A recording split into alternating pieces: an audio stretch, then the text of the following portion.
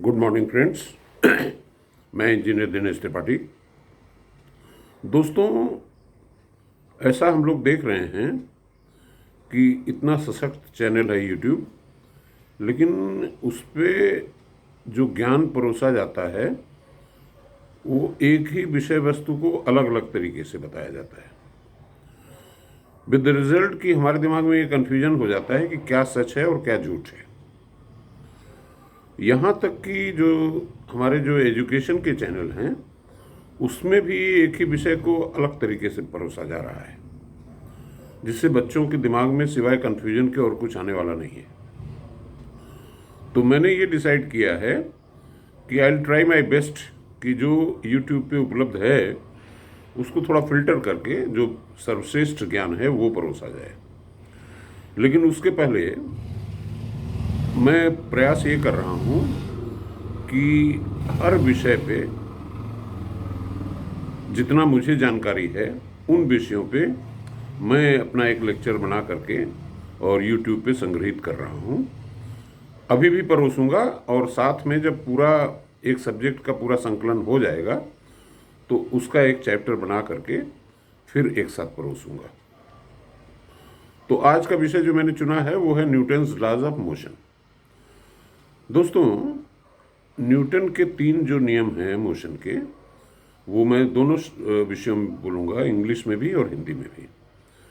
पहला जो लॉ है उनका वो ये है कि जो चीज़ स्थिर है, जो भी बॉडी स्थिर है वो स्थिर रहेगी और जो चीज़ चल रही है वो चलती रहेगी इन ए स्ट्रेट लाइन, सीधी रेखा में, unless acted upon by a force.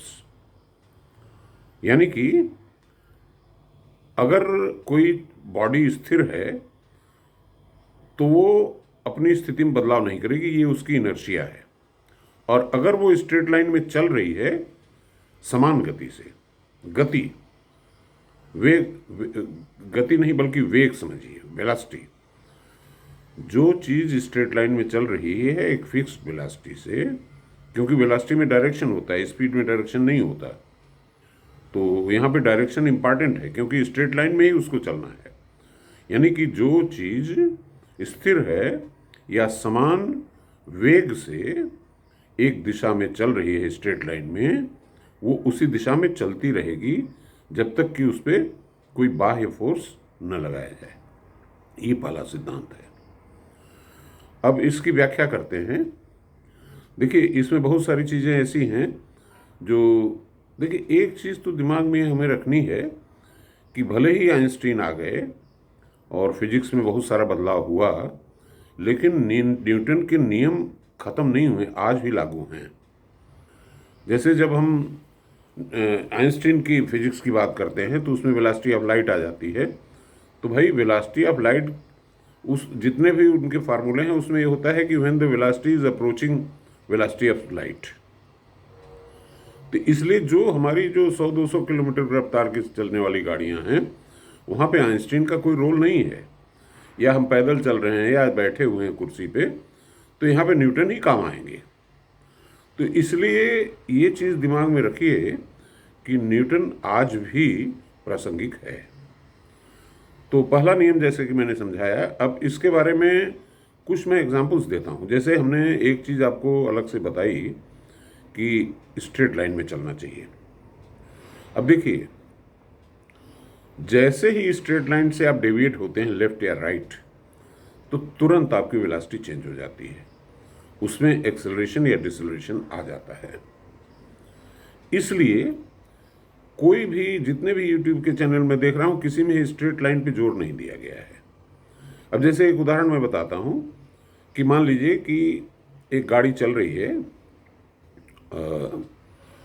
जो कि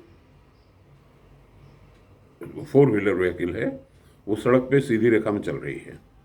आप उसके पैरेलल में उसके लेफ्ट साइड में चल रहे हैं और आप क्या करते हैं कि एक्सेलरेट नहीं करते, और मान लीजिए थोड़ी देर के लिए कि आपकी वेलोसिटी 4 व्हीलर की वेलोसिटी से थोड़ा ज़्यादा है, आप उससे आगे तो निकल रहे हैं, लेकिन आगे निकलते ही आप क्या करते हैं कि दाहिने कट ले लेते हैं। जैसे ही दाहिने कट लिया आपने और एक्सेलरेट नहीं किया, क्योंकि न्यूटन्स फर्स्ट लॉ के एग्जाम्पल हम दे रहे हैं, जैसे ही आपने दाहिने कट किया आपने तो सोचा कि हमारी वेलोसिटी वही है जो गाड़ी से ज़्यादा है, लेकिन सच्चाई ये है कि स्ट्रेट लाइन में यानी कि सड़क की दिशा में आपकी वेलोसिटी कम हो जाती है और पीछे वाली गाड़ी आके आपको धक्का मार देती है, आप एक्सीडेंट कर लेते हैं। तो इसलिए स्ट्रेट लाइन को, न्यूटन्स फर्स्ट लॉ में स्ट्रेट लाइन को दिमाग में रखना जरूरी है। अब आइए हम दूसरे नियम पे चलते हैं। दूसरा नियम ये कहता है